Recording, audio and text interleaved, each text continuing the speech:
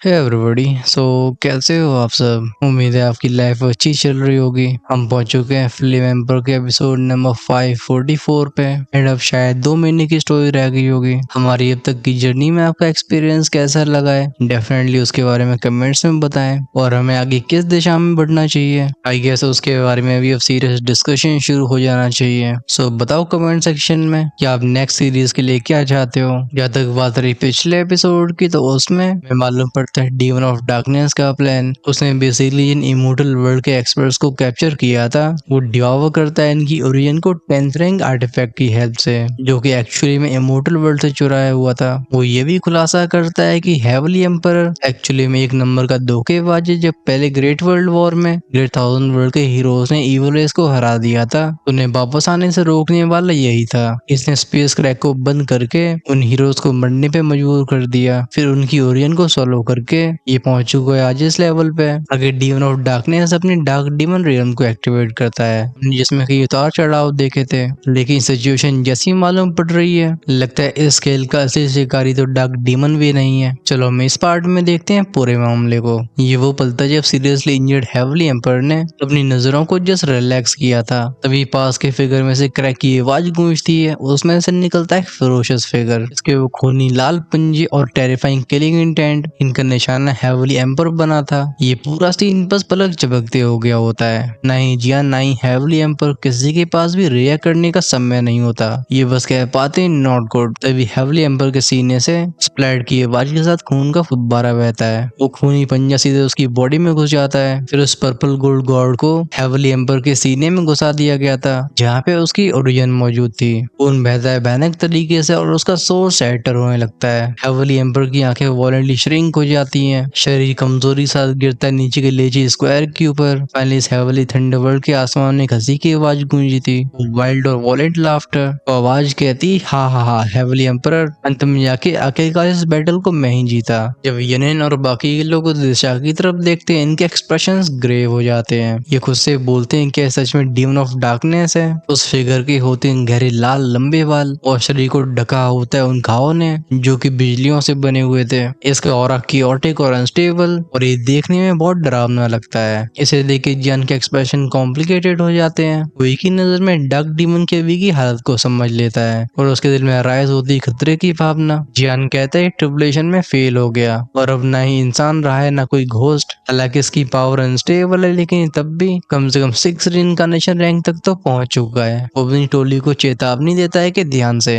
We बस एक killing machine है। जियान के हिसाब से हेवली एम्पर का तो पत्ता साफ हो गया था। उसमें बस आखिरी सांसें रह गई होती हैं, और अगर वो सर्वाइव भी कर लेता है, तब भी अपनी ओरिजिन की तबाही की वजह से उसकी स्टैंड ड्रास्टिकली कम हो जाएगी। ये डार्क डीमन तो वैसे भी पर्पल गोल्ड गॉड को इस्तेमाल कर चुका है, जैसे हेवली एम्पर की ओरिजिन को भी उसने अब्सॉर्ब कर लिया है। ये विचार उसके दिमाग में अपीयर हुए ही होते हैं। तभी डार्क डीमन उस पर्पल गोल्ड गॉड को बाहर निकालता है और हेवली एम्पर को इग्नोर करते हुए धारता है, तुम सब, आज तुम में से कोई भी नहीं बचेगा। गूंजती क्लंच क्लंच क्लंच बैंग की आवाज उसने पर्पल गोल्ड गॉड को शैटर कर दिया था। जो ठंड एनर्जी उसने हेवली एम्पर से चुराई होती है, उसकी बॉडी से जंजीरों की तरह लिपट जाती है। एट द सेम टाइम हम उसकी त्वचा के नीचे कई नीले रंग की फ्लेम्स की लेयर्स को भी देख सकते हैं। और जान इस फ्लेम को कैसे नहीं पहचानता। इस इंस्टेंट में फ्लक्चुएशन फैलती हैं। वो तुरंत ही अपने फ्लेम मंत्र और होली फ्लेम्स को इस चीज से वॉलंटरी रिएक्ट करते हुए फील करता है। जियान बोलता ही पागल, इसने एक्चुअली में होली फ्लेम लिस्ट की 3rd रैंक होली फ्लेम को डिवावर कर लिया, जैसे हम जानते हैं वन म्यू युआन हो के नाम से। जियान होली फ्लेम को पहचानने में गलती नहीं कर सकता था।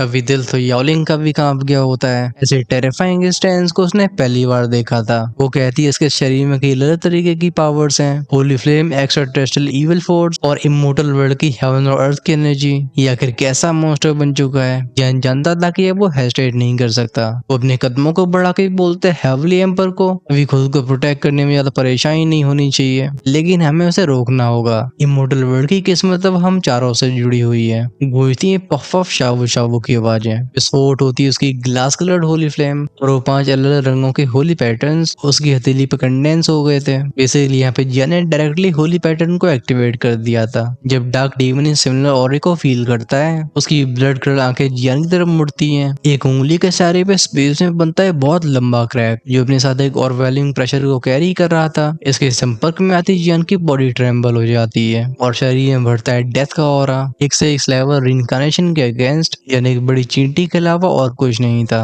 यानी चिल्लाती है जियान पीछे हटो। उसकी फ्लावर गॉड की पावर बॉडी से इरप्ट होती है। दूसरी तरफ यूरू किसी फील्डलेस वॉर गॉड की तरह अपनी मून गॉड सोर्ड को उठा के नीचे स्लैश कर देती है। टेक्निक थी dance under the moon god sword. इन दोनों की टेरिफाइंग असॉल्ट को फेस करते हुए भी डार्क डीमन बस अपने मुंह से जुजू की आवाजें निकालता है। अभी ऐसा लगता है जैसे उसके होठों के अंदर किसी अनंत अंधकार की दुनिया का द्वार हो। हम उन दोनों ही टेरिफाइंग अटैक्स को आसानी से सॉल्व होते हुए देखते हैं। दोनों वुमन एक दूसरे से ग्लैंसेस एक्सचेंज करती हैं, फिर अपनी इनहेरिटेंस और इनकार्नेशन की फुल पावर का इस्तेमाल करके ये अनलीश करने लगती हैं एक के बाद भयानक टेक्निक्स। कोई कहता है extreme killing wind flower god dance, तो कोई बोलता है 10,000 flower return to the nest. Yaoling कहती है याओची ऑर्डर होली ची। कोई भी यूरू मून गॉड ब्रिलियंस का यूज करती है। इनकी कंबाइंड पावर इतनी चकाचौंध करने वाली थी इवन कल्टिवेटर्स की भी आंखें अंधी हो जाएं। ये सब मिलके आसमान के परकच्चे उड़ा देती हैं। इसके रिप्लाई में डार्क डीमन अपने दोनों हाथों को पास लाके चैंट करता है abyss of the darkness break it. Demonic energy countless evil snakes को बनाती है जो डेवास्टेटिंग फोर्स के साथ आगे बढ़ जाते हैं। क्यों नहीं वुमन अपने कदम पीछे लेने को तैयार नहीं थी। इन तीनों के और मिलके आसमान में एक रंग बिरंगी सुंदर से देखने वाली पहियों को कंडेंस करती हैं। ऐसा लगता है इस मल्टी कलर्ड व्हील के ऊपर इवन स्पेस और टाइम का भी कोई अधिकार न हो। ऐसी भयानक स्ट्रेंथ इवन नीचे पड़े हेवली एम्पर को भी स्टन कर देती है। वो मन ही मन में कहता है तो ये दोनों वो वुमन है जो होवा चिंगर और मून गॉड पैलेस मास्टर की लाइफ लॉन्ग पावर को इनहेरिट कर रही हैं। और तीसरी लड़की होल्ड करती डिवाइन आर्टिफैक्ट याओची लिंक को। सच में रिमार्केबल। साथ में हेवली एम्पर के सामने वो मिस्टीरियस पेटल अपीयर हुई थी,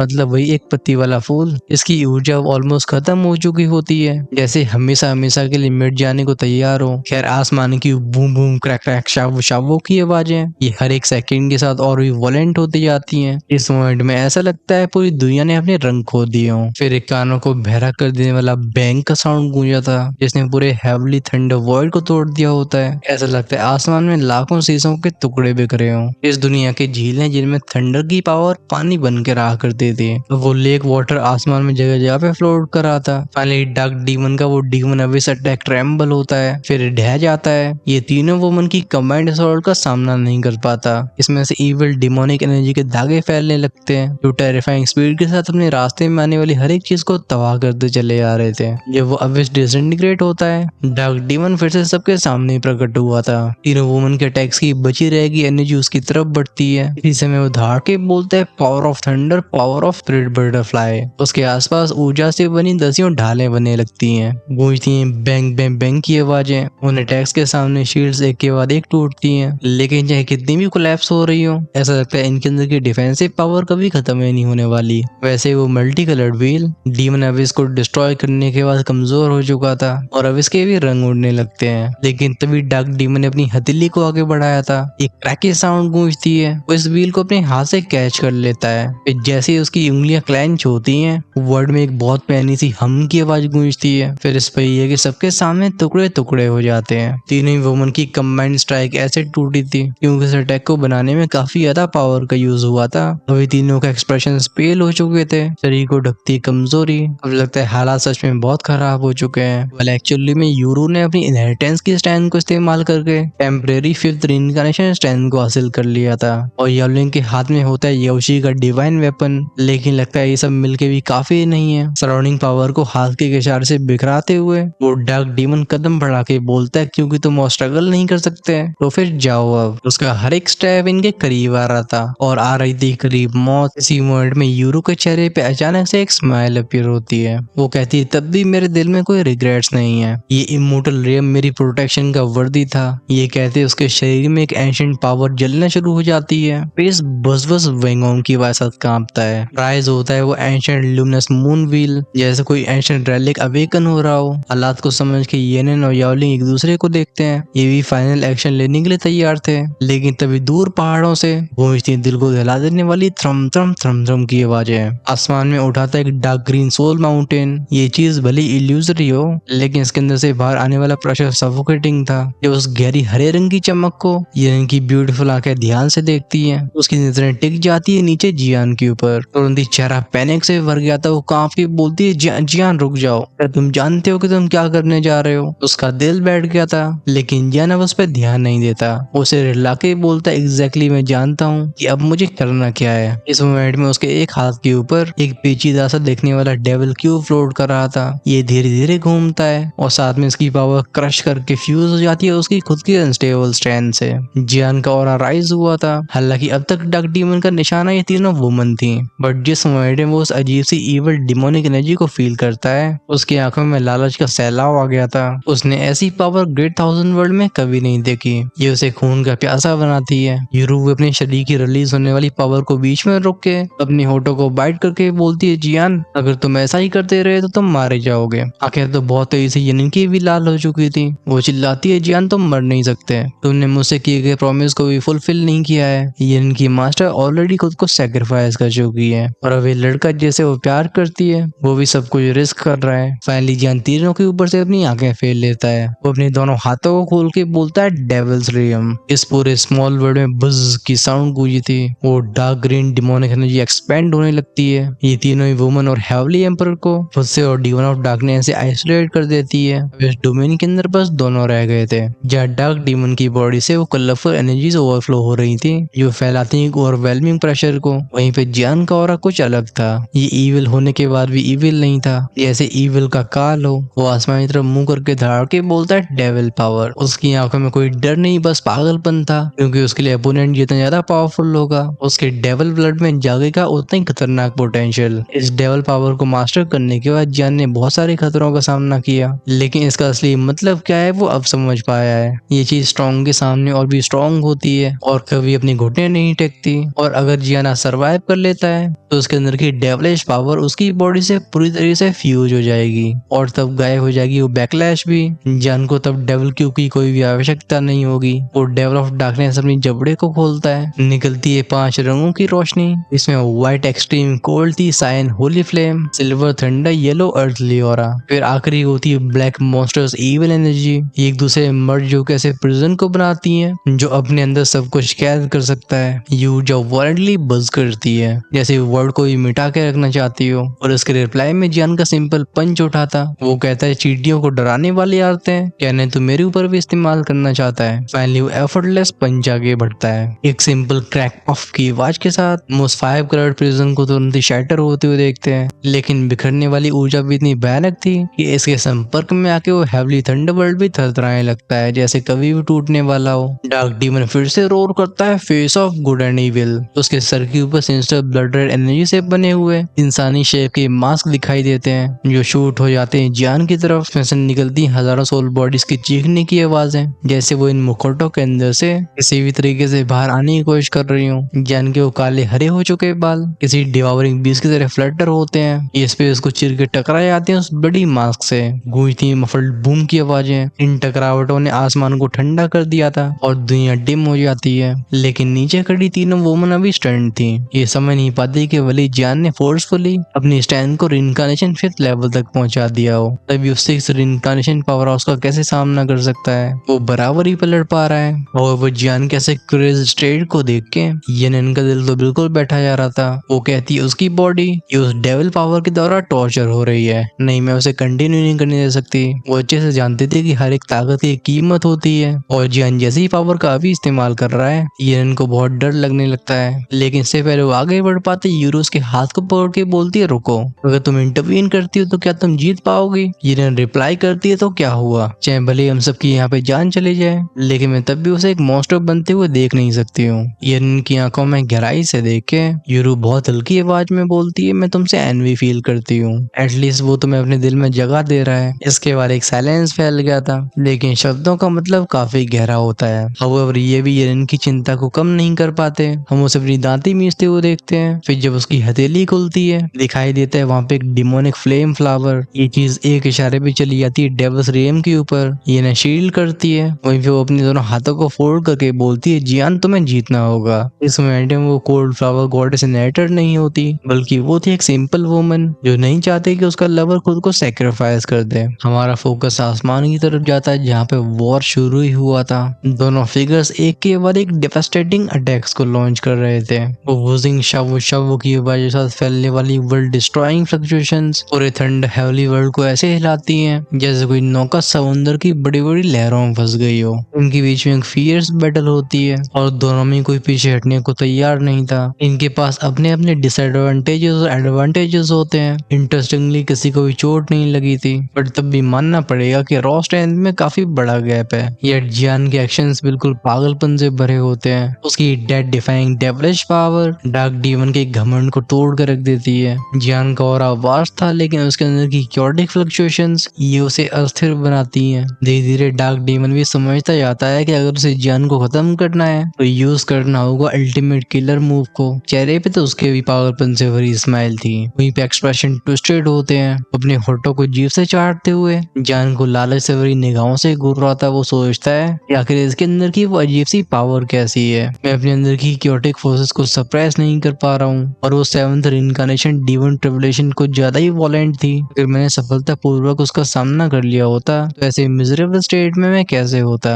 बट तब भी मानना पड़ेगा कि डेविल पावर ही कुछ ज्यादा ही मिस्टीरियस है। उसके हिसाब से अगर वो इसे डिवावर कर लेता है तो फिर से सेवंथ ट्रिबुलेशन से टकराना बहुत बड़ा काम नहीं होगा। उस रियल में ब्रेक थ्रू करेगा और अपनी बॉडी की सारी क्योटिक फोर्सेस को एक साथ लाएगा। तब उसकी चाहे स्ट्रेंथ हो या फिर कॉम्बैट एबिलिटी ये ड्रामेटिकली राइज होने वाली है। वो ही करके बोलते आउटसाइड रियल्म का 8th इविल गॉड मैं ही हूँ। वहीं पे जियान की डेविल पावर से बना हुआ जो डेविल सोल माउंटेन उसके पीछे होता है और वो धीरे धीरे फीका पड़ने लगता है। जियान सोचता है अगर ऐसे ही चलता रहा तो मेरी डेविल पावर खत्म हो जाएगी और तब डिस्ट्रक्शन से मुझे कोई नहीं बचा सकता। लेकिन इस डीमन ऑफ डार्कनेस के पास भी डेविल पावर का एक ट्रेस है। मुझे किसी भी तरीके से इसका तोड़ ढूंढना होगा और ये जल्दी होना चाहिए। ये कहते वो रिलीज करता है अपने दोनों हाथों को पीछे के डेविल सोल माउंटेन में से। कई छोटे छोटे पंख उसके पीठ पे इकट्ठे होने लगते हैं। ये कंडेंस करते हैं कोलोसल डेविल विंग्स को, जिनका आकार ऑलमोस्ट 1000 फीट चौड़ा होगा। जो गहरे हरे रंग का डिमोनिक रेडियंस इनसे निकल रहा था, इससे वो सिनिस्टर फोर्स भी अपने कदम पीछे ले लेती है। इन डीमन विंग्स के रूप लेने के बाद जियान का किलिंग इंटेंट आसमान को छू लेता है। इस मोमेंट में वो एक इंसान नहीं था बल्कि एक ट्रू डीमन था।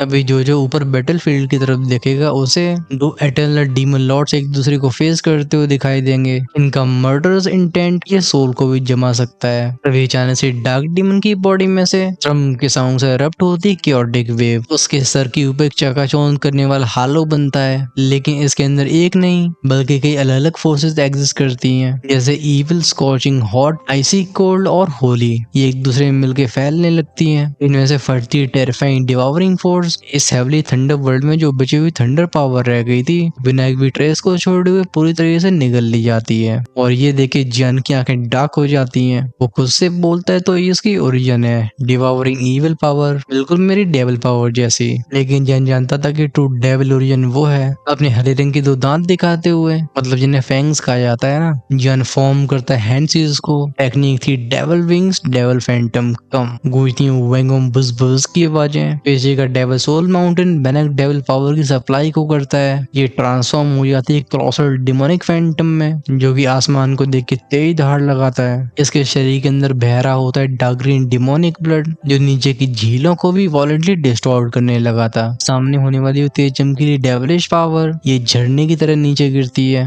डीमन ऑफ डार्कनेस भी किसी बीस की तरह दहाड़ता है। Origin evil power devour. देखते देखते उसका शरीर क्रिस्टलाइन हो गया था और उसके अंदर से क्योटिक एनर्जी ऊपर के हालों के अंदर जाने लगती है। उस हालों के अंदर की चमक और भी इंटेंसिफाई हुई थी। फिर उसके सर के ऊपर फॉर्म होता है एक भयानक ब्लैक होल। ये चीज जहाँ जहाँ से पास होती है सब कुछ वैनिश हो जाता है। सारी पावर बिल्कुल चींटियों की तरह डिवावर कर ली जाती है। इस सीन को देख के वो नीचे पड़े हेवली एम्पर के भी चेहरे के रंग उड़ जाते हैं। इन अच्छी और बुरी शक्तियों का जो फ्यूजन था ये कुछ भयावह बना रहा था। वो कहता है ये पीक इमोर्टल लेवल की पावर है। बट इसके रिप्लाई में डेविल जियान के चेहरे पे कोई भी बड़ा रिएक्शन नहीं आता है। वो सिंपली अपने कदमों को बढ़ा के बोलता है गुड। फिर उसके पंख पिघल लेते हैं। ये उसके पीछे के डिमोनिक फैंटम में मिल जाते हैं, जिसका फिस्ट उस ब्लैक होल में कोलाइड हो जाता है। ये टकरावट ऐसी थी जैसे सब कुछ मिट चुका हो, जैसे आवाज उस फ्रीक्वेंसी तक जा चुकी हो जो नॉर्मल लोग सुन नहीं सकते। आसमान में बस फटता हुआ दिखाई दिया था। ये पूरा थंडर लेक वर्ल्ड काले रंग की वॉइड के अलग अलग टुकड़ों में कोलैप्स हो जाता है। आखिरकार दोनों अपोलो कैप्टिक फोर्सेस थी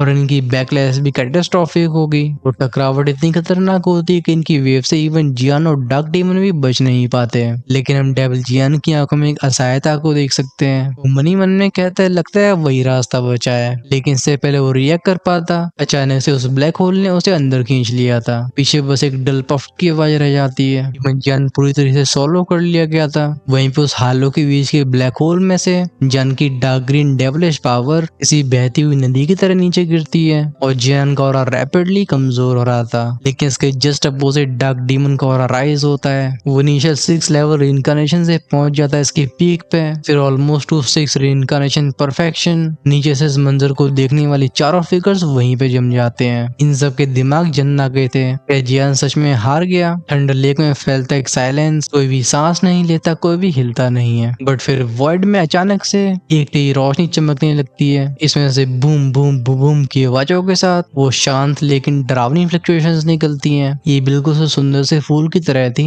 जो देखने में तो बहुत सुंदर है, लेकिन इसके अंदर एक इंडिस्क्राइबल ऑरा छिपा हुआ है। बट यह पूरी सिचुएशन को बाहर खड़े लोग बिल्कुल नहीं समझ पाते, क्योंकि पिछले अटैक्स की फ्लक्चुएशन सब भी शांत नहीं हुई होती है। इन सब ने बस जियान को सोलो होते हुए देखा था। ये एक बहुत अजीब सा मंजर होता है, यहाँ पे नीचे शांति और ऊपर केओस थी। वहीं पे जियान की ओरिजिन डेविल एनर्जी होती है, वो प्योर फॉर्म में ट्रांसफॉर्म होके सीधे डार्क डीमन की बॉडी में समा रही थी। बट अजीब बात ये होती कि दोनों डीमंस को सराउंड करने वाला वो स्पेस ये भी कोलैप्स होने का कोई साइन नहीं दिखाता। और ये डेफिनेटली अजीब था, क्योंकि अगर किसी भी डोमेन का मास्टर खत्म हो जाता है तो उस डोमेन को भी ढह जाना चाहिए। हाउएवर डीमन रियम का वो डेविल ऑरा ये भी टूटने के साइन नहीं दिखा रहा था। हमारा फोकस जाता है नीचे यूरो की तरफ। हालांकि कहने को तो वो भी ऊपर देख रही थी, लेकिन जब उसे अपने बगल में से वॉलेंट फ्लक्चुएशंस फील होती हैं और वो देखते ही येनिन के आईब्रोज के बीच में होली फ्लेम को फ्लेकर होते हुए वो तुरंत अपने हाथ को बढ़ा के उसे सरप्राइज करके बोलती क्या तुम पागल हो गई हो। बट येनिन की आंखों के अंदर एक एंशिएंट फ्लावर खिल रहा था। ये ऐसी टेरिफाइंग डिस्ट्रक्टिव पावर को रेडिएट करता है, जिसके संपर्क में आते इवन यूरो की बॉडी भी ट्रेम्बल हो जाती है। ये थी फ्लावर गॉड की इनहेरिटेंस। येनिन चीखती है मुझे जाने दो,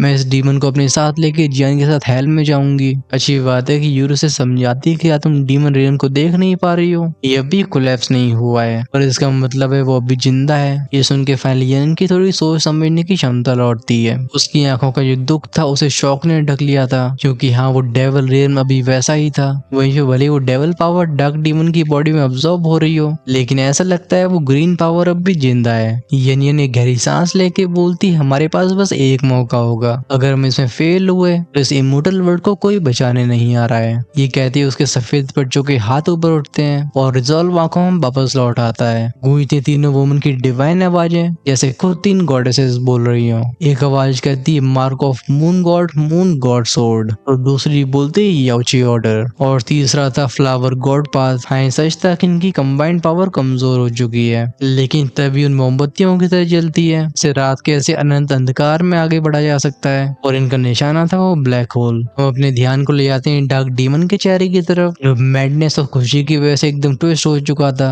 वो हा करके बोलता है मैं जीत गया, मैं जीत गया। ये है डेविल पावर, एक ब्रांड न्यू पावर, और अभी दुनिया मेरे कदमों के नीचे झुकेगी। उसे ऐसा लगता है इस पावर के सामने सब चींटियां हो। उसके एक इशारे पे ऊपर का डार्क हालो फटता है और नीचे की थंडर लेक श्राइन पूरी तरह से कोलैप्स हो जाती है। यानी कहां से एक एंडलेस डार्क अबिस ने अपना जबड़ा खोला था, जो इस जगह को एक अनजान से प्लेस से कनेक्ट कर देता है। बट इस रास्ते के अंदर की स्पेशल टीयरिंग फोर्स बहुत टेरिफाइंग होती है। लेकिन अबिस जस्ट खुला ही था, अभी हम इसमें से हल्के से ऑरे को निकलते हुए देखते हैं, जो डार्क डीमन के चेहरे की स्माइल को वहीं पे जमा देता है। कहता है कैसे तुम अभी मरे नहीं। बेसिकली वो अबिस जो कि अंधकार से बना हुआ बहुत बड़ा स्पेस क्रैक होता है। हम इसमें से एक डिम फिगर को निकलते हुए देखते हैं, जैसे कोई घोस्ट अंदर से अपने कदमों को बाहर निकाल रहा हो। इसकी बॉडी हरे रंग के खून से ढकी हुई थी, और वो साइन ड्रैगन के टूट चुके थे। साथ में टूट गई होती इमोर्टल गोल्डन बॉडी, बट वो इमोर्टल पावर उसकी ओरिजिन को जैसे से प्रोटेक्ट कर रही होती है। ये डेविल जियान था जो कि मर रहा था। होली फ्लेम उसके आसपास घूमती है, जैसे एबिसल ब्लैक होल की पावर को उसे निगलने न दे रही हो। जियान की कंडीशन को देख के डेविल ऑफ डार्कनेस बिल्कुल श्योर हो जाता है कि उसकी जीत हो गई। वो कहता है तो क्या हुआ, तुम सरवाइव कर गए, तुम्हारी बॉडी की डेविल पावर अब मेरी है और तुम कुछ नहीं हो। उसके हिसाब से सब कुछ खत्म हो गया था। इमोर्टल वर्ल्ड शैटर हो चुका है, शाओ क्लैन का डिसेंडेंट डिफीट हो चुका है, और वो है अल्टीमेट विक्टर। उसके कंट्रोल में डार्क ग्रीन डिमोनिक एनर्जी एक लंबे से ब्लेड को बनाती है, जिसमें से निकल रही होती है ओवरवेलमिंग डिमोनिक ब्लड लाइट। इसकी एक स्ट्राइक के सामने दुनिया तबाह हो जाएंगी। और फिर वो ब्लेड स्लैश हुआ था, गूंजती एक जुइंग की साउंड, वो ट्विस्ट होता है, जमीन पे खुद मौत उतर आती है। इसके जस्ट अपोजिट तीनों ही वुमन के और बिल्कुल जागते हुए सूरजों की तरह जियान की तरफ बढ़े थे। वो मूनलाइट, याओची डिवाइन और फ्लावर गॉड ब्रिलियंस, ये तीनों चिल्लाती हैं जियान। फाइनली इसी मोमेंट में जियान की आंखें अचानक से खुलती हैं। उसकी आंखें किलिंग इंटेंट की वजह से बिल्कुल लाल हो चुकी थी। उन तीनों ब्लेजिंग पावर्स को अपने हाथ से पकड़ता है, फिर इन्हें कंबाइन कर देता है अपनी बॉडी की 5 होली फ्लेम से। जन्म हुआ था ऐसी पावर का जिसके सामने वो डेविल ब्लेड भी बीच हवा में भी थरथराने लगा था। वहीं पे डेविल ऑफ डार्कनेस की राइज हो रही पावर डिसइंटीग्रेट होने लगती है। उसने जो अभी अभी डेविल पावर फॉलो की थी वो अब धोखा दे रही थी, या कहा जाए वो भी विद्रोह कर रही थी। आखिरकार उसकी गुलाम नहीं होती है। वो चिल्लाता है ये क्या हो रहा है। रिप्लाई में जियान के होठ हल्के से उठते हैं। वो स्माइल करके बोलता है डेविल पावर, हाँ, लेकिन इसे इस्तेमाल करने के लिए तुम्हें ट्रू डेविल होना चाहिए। उसके चेहरे की मुस्कान जीत वाली थी, जैसे उसने जुआ खेला और वो जीत गया। उसने अपनी डेविल पावर को चारे की तरह इस्तेमाल किया था और डार्क डीमन के लालच ने उसे डुबा दिया। आखिरकार डेविल पावर कोई ऐसी चीज नहीं होती जिसे सप्रेस किया जा सके, ना ही कंट्रोल करी जा सकती थी और ना ही इसे पाला जा सकता था। Without devil fruit as a seed, कोई भी बीइंग जो कि इस पावर को डिवावर करेगा वो खुद इसके द्वारा डिवावर हो जाएगा। डार्क डीमन की आंखों से टेरर झलकता है। वो दहशत के साथ सामने पॉइंट करके कहता है तुम। उसके अंदर की डेविलिश एनर्जी बिल्कुल रेजिंग बीस्ट की तरह दहाड़ती है। वो उसकी खुद की लाइफ और ओरिजिन को खाती है। तभी स्पेस में 4 रेजोल्यूट हेवन शेकिंग आवाजें गूंजी थी जो कहती हैं 5 saint patterns, holy flame power, moon god sword, Yaoshi order. ये डार्क डीमन को चारों दिशाओं से घेर लेती हैं। फाइनली जियान अपनी उंगली को नीचे करके बोलता है डीमन ब्लेड किल। वो 5 सुप्रीम अटैक्स एक साथ डिसेंड होते हैं। एक भयानक बूम का साउंड गूंजता है। हम तुरंत ही डार्क डीमन की बॉडी के परगच्चे उड़ते हुए देखते हैं। आई मीन एक ही सेकंड में उसे बहुत ज्यादा सीरियस चोटें पहुंचती हैं। उसने जो इमोर्टल गैदरिंग ट्रेजर गॉड से पावर इकट्ठी की थी वो सब झोंक देता है अपने सामने शील्ड बनाने में, लेकिन अब बहुत देर हो चुकी थी। वो डेविलिश बैकलैश उसे अंदर से तोड़ती है। ये इंटरनल कोलैप्स और एक्सटर्नल एनाइलेशन का अंत इनएविटेबल था। हेवन और अर्थ के बीच में एक भयानक आर्क वाली चीख की आवाज गूंजी थी। उस डार्क डीमन को ब्लास्ट कर दिया जाता है डार्क रेड अबिस के अंदर, जहाँ पे वॉलेंट क्योटिक स्पेस फ्लक्चुएशंस हर जगह मौजूद होती हैं। उस डार्क डीमन की बॉडी से एक एक करके सारी पावर्स बाहर निकल रही थी। इनमें चाहे स्पिरिट बटरफ्लाई इमोर्टल की स्ट्रेंथ हो या फिर जियान की डेविल पावर के कुछ फ्रैगमेंट्स, वो स्पेस की फोर्स इन्हें एक एक करके उसके शरीर से बाहर निकालती है। लेकिन कोई नोटिस नहीं कर पाता एक हल्की सी साइन फ्लेम को, जो फ्लेम मंत्रा के गाइडेंस में चुपचाप से जियान के शरीर में चली गई थी। ये थी एक होली फ्लेम जैसे ईवल ने छुआ नहीं है, क्योंकि याओलिंग को स्पेस में काफी अच्छी मास्टरी होती है। वो अपनी हाथ को उठा के बोलती है द लॉ ऑफ स्पेस। उसके शरीर को सेंटर बना के प्योर ऑरा फैलाता जो उस फ्रैक्चर्ड हेवली थंडरवर्ल्ड को हील करने लगता है। लेकिन अब इस दुनिया में डार्क डीमन का कोई निशान नहीं था। उसकी बॉडी और सोल दोनों ही डिस्ट्रॉय हो चुके थे और सारी पावर डिकम्पोज हो जाती हैं। जानवी ने रेकलेसली अब्सॉर्ब नहीं करता बल्कि यूज होंगी शैटर्ड डोमेन को रिस्टोर करने में। तब तक चुपचाप रहने वाली यूरू फाइनली आसमान को देख के बोलती है जीत, लेकिन उसकी आंखों में दुख भरा हुआ था। ये विक्ट्री इजीली नहीं आई। बेसिकली उसे मून गॉड पैलेस मास्टर की याद आ रही थी। अपने आसपास की डेविलिश रोशनी को वापस लेते हुए जानवी सांस छोड़ के बोलते हाँ हम जीत गए। वो किसी थके हारे बुड्ढे की तरह येनिन की पीठ का सहारा लेता है। उसकी नाक में जाती है वो सॉफ्ट फ्रेग्रेंस जो चेहरे पे एक स्माइल लेके आती है। अब इमोर्टल वर्ल्ड सेव हो चुका था। हालांकि नुकसान तो बहुत हुए, लेकिन फाउंडेशन अभी जिंदा है और ये काफी था। यूरू और याओलिंग भी उसकी तरफ देख के बोलती हैं जियान थैंक यू। इनकी आवाज में रिलीफ थी। येनिन हेस्टेट करके बोलती लगता है हमें हेवली एम्पर को भी चेक करना चाहिए। इससे पहले शाओ क्लैन और हेवली एम्पर के बीच में जो भी दुश्मनियां रही हैं शायद अब उन्हें सुलझाने का समय है, क्योंकि इमोर्टल रियम को हेवली एम्पर की अब भी जरूरत थी। बट ने एक आवाज इंटरप्ट करके बोलती है नहीं, लगता है मैंने तुम्हें तब भी अंडर एस्टिमेट कर दिया। आसमान से क्रैकल के साउंड सा सिल्वर लाइटिंग बोल्ट नीचे आया था। ये रिस्टोर होने वाले हेवली वर्ल्ड को तुरंत ही सील कर देता है। जियान और बाकी के लोग जिस वॉइड में खड़े हुए थे वो एक खास तरीके से इम्प्रिजन हो जाता है। नीचे डिसेंड होता है एक टेरिफाइंग प्रेशर। इन फ्लक्चुएशंस को फील करके येनिन और बाकी लोग समझ जाते हैं कि कौन है। येनिन भौं से कोड की बोलती है और मैस्टी आप कर क्या रहे हो। उसके दिल को अनीस ढकने लगती है। इस मिनट में हेवली एम्पर के चेहरे पे कोई थकान या डर नहीं बल्कि स्माइल थी। वो कहता है शाओ क्लैन का एक डिसेंडेंट जियान, क्या इस पॉइंट तक पहुंचने के बाद तुम्हें तब भी छिपने की जरूरत है? खासकर जब शाओ क्लैन का नाम बोलता है ये पूरी दुनिया रिम की वजह से कांप जाती है। सैलाव की तरह किलिंग इंटेंट फैला था। जियान भी अपने चेहरे से उस मुखौटे को हटाता है और हंस के बोलता है जब तक आउटकम सही है तब तक बाकी की चीजें मैटर नहीं करती। जियान के एक्सप्रेशंस को देख के तो ऐसा लग रहा था जैसे कहीं ना कहीं उसे अंदेशा हो गया हो कि आगे होगा क्या। अब एग्जैक्टली होगा क्या, चलो हम उसके बारे में जानेंगे नेक्स्ट एपिसोड में, क्योंकि अब तुम्हारे भाई की पीठ दर्द करने लगी है और कल से मोस्ट लाइकली इमोर्टल गॉड्स वाले मेंबर्स का एपिसोड शाम को ही आ जाएगा। नेक्स्ट पार्ट के कोई भी स्पॉयलर्स नहीं नहीं है, लेकिन अगर आपसे उसका इंतजार नहीं किया जा रहा है तो इस वीडियो पे 4000 लाइक्स को कंप्लीट करो, तब मैं पब्लिकली नेक्स्ट पार्ट को शाम को रिलीज कर दूंगा। लेकिन अगर आपको उसकी भी चिंता नहीं करनी और तब भी नेक्स्ट पार्ट को आज ही देखना चाहते हो तो डेफिनेटली ज्वाइन कर सकते हो हेल गार्डन की मेंबरशिप को। हम हर शाम को अर्ली एक्सेस एपिसोड्स को रिलीज करते हैं। फॉर एग्जांपल सारे मेंबर्स के लिए एक एक्स्ट्रा एपिसोड, वहीं पे जिनके लेवल्स इमोर्टल एम्पर या उससे ऊपर हैं वो 2 से 3 पार्ट्स आगे रह पाते हैं। और मेंबरशिप का बेस लेवल शुरू होता है 29 रुपीज से, जो कि मुझे नहीं लगता कि किसी के लिए भी कॉस्टली है, but of course it is your choice. Join का विकल्प मिलेगा चैनल की होम पेज और सब्सक्राइब पे साइड में। I think you should definitely check that out. मैं तब तक आपसे विदाई लेता हूँ, लेकिन आपको ये पार्ट कैसा लगा है कमेंट्स में लिख के बताना भूलना मत।